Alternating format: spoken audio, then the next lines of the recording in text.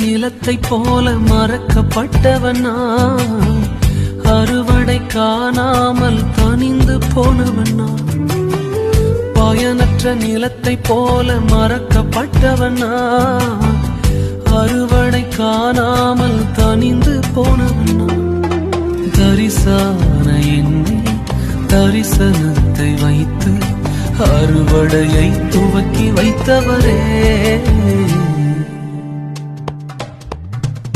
உங்க கிருபை என்னை வாழ வைத்ததே.